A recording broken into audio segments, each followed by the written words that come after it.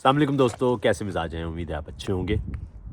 आज आपसे बहुत ज़्यादा आपका वक्त नहीं लूँगा, मुख्तसर बात करना है। अभी कुछ देर पहले मालूम चला कि पीटीआई के मौजूदा चेयरमैन गौहर ख़ान के घर पर पुलिस ने छापा मारा और गौहर ख़ान के बकौल उनके घर में तोड़ फोड़ की गई और उनके अहल खाना को ज़द-ओ-कोब किया गया।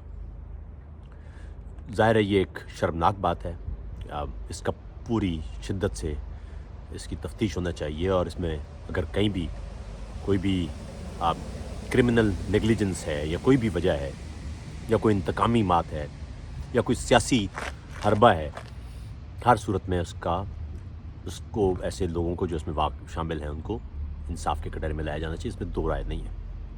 लेकिन इससे ज़्यादा अहम बात यह है कि इस वक्त इंतखाबात में कुछ दिन बाकी हैं।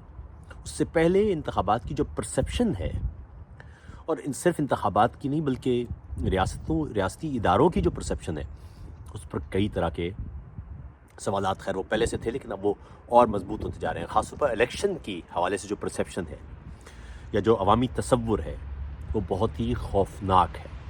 अगर पहले से कोई चीज़ तय हो जाए या अवामी तौर पर ये समझी जाने लगे तो उस चीज़ की क्रेडिबिलिटी ख़त्म हो जाती है, और ना सिर्फ क्रेडिबिलिटी ख़त्म हो जाती है बल्कि इलेक्शन की सूरत में बुनियादी रियासती ढांचा गिर सकता है। ये एक खौफनाक बात है। मैं इससे पहले भी बात कर चुका हूँ। याद रखिए कि हकीकत से ज़्यादा अहम परसेप्शन होती है।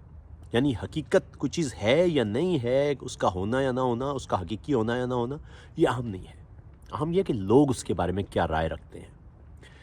अब इस वक्त जो हालात हैं, यानी जो समाजी सतह पर और सियासी सतह पर जो रियासती तोड़ फोड़ है हमारी, उसका आलम ये है कि पीटीआई के जितने भी लोग हैं वो ये समझते हैं कि रियासत उनके साथ ज़्यादती कर रही है। अदालतें इस वक्त एक ख़ास तौर पर आप सोशल मीडिया पर एक पूरी कैंपेन देख रहे हैं। पीटीआई के लोग डिससेटिस्फाइड हैं काजी फायजी साहब कि जब से वो चीफ जस्टिस बने हैं। ज़ाहिर है वो जब तक अता बंदियाल थे तो दूसरे इसी तरह की डिससेटिस्फेक्शन दिखाया करते थे। तो इसका मतलब है कि जो अदालत है उसको वो अब इस वक्त परसेप्शन के तौर पर, वो है या नहीं है वो इसको छोड़ दीजिए, लेकिन वो परसेप्शन के तौर पर वो एक सियासी लिंक समझा जाता है उसे। उसी तरह पुलिस और दीगर इदारे, इसी तरह फ़ौज, उसी तरह और भी इलेक्शन कमीशन समेत उन पर अगर ये सियासी ताल्लुक़ के इल्ज़ामात आना शुरू हो जाएं तो वो खौफनाक है। अब पीटीआई का मामला ये है कि वो जब भी किसी भी इदारे उसको लगता है कि वो उसके मौक़िफ़ के साथ नहीं है तो ज़ाहिर है उसको उस पर डिससेटिस्फेक्शन का इजहार कर देती है। दूसरी तरफ दूसरे लोग हैं, दूसरी सियासी जमातें हैं, उनका भी यही आलम है। अब ये पिछले 70 साल से जो पूरा एक सिस्टम है जिसमें आम अफराद का रियासत के इदारों पर एतमाद ख़त्म हो चुका है, उसमें अब मज़ीद एक ख़ास तरह का बामे औज है, जिसका मतलब ये है कि ये खलीज यानी अफराद, शहरियों और रियासती इदारों के दरमियान जो खलीज है ये और बढ़ जाएगी, और इसका नतीजा फिर ये होगा कि लोग रियासत से मज़ीद फ़ासला इख्तियार कर लेंगे। इस वक्त हालात ये हैं कि एक तरफ पीटीआई के लोग हैं और उनका शिकवा है, जिस शिकवे को संजीदगी से लेना चाहिए, कि वो समझते हैं कि पाकिस्तान के तमाम इदारे वो इस वक्त उनके ख़िलाफ़ काम कर रहे हैं। उनका शिकवा ये है कि जो हुकूमती इदारे हैं या महकमे हैं और फ़ौज है वो उनको इंतखाबात हराना चाहती है, ये उनका परसेप्शन है। दूसरी तरफ जो उनके मुखालिफ हैं उनका परसेप्शन ये है कि पीटीआई हर चीज़ को मुतनाज़िया इसलिए बना देती है कि वो जब भी देखती है कि कोई चीज़ उसके ख़िलाफ़ हो सकती है उससे पहले ही वो माहौल बना देती है। मैंने कई लोगों से बात की तो उनका ये कहना था कि जो पीटीआई है वो इंतखाबात से क़ब्ल ये माहौल इसलिए बना रही है कि अगर वो इंतखाबात जीत जाए तो फिर तो सब ठीक है, लेकिन अगर वो इंतखाबात हार जाए तो वो सारे का सारा मलबा इस पूरे सिस्टम पर डाल देगी। ऐसी में सवाल हमें ख़ुद से करना है कि क्या हो सकता है और कितना ख़तरनाक हो सकता है। पीटीआई एक सियासी हकीकत है।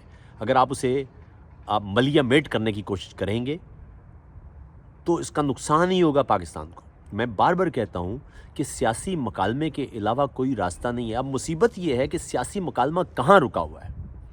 जो जितने भी सियासतदान हैं इस वक्त उनको इकट्ठे होकर बैठ के ये तय करने की ज़रूरत है कि कहाँ कहाँ मसाइल हैं, कौन कौन सी चीज़ें हैं जो सियासी इख्तलाफात हैं जो हल नहीं हो सकते और उन पर सियासत होना चाहिए, बिल्कुल होना चाहिए, ये तो दुनिया भर में होता है। लेकिन कौन कौन से इख्तलाफात हैं جو سیاسی نہیں ہیں، جو سراسر انتقامی ہیں، جو سراسر دیگر اس میں مفاداتی اور لالچ کے چکر ہیں یا اس میں سرمایہ کا چکر ہے، اس پر سمجھوتا کیا جانا چاہیے اور اگلے 30-35 سال کے لیے کوئی راستہ وضع کیا جانا چاہیے۔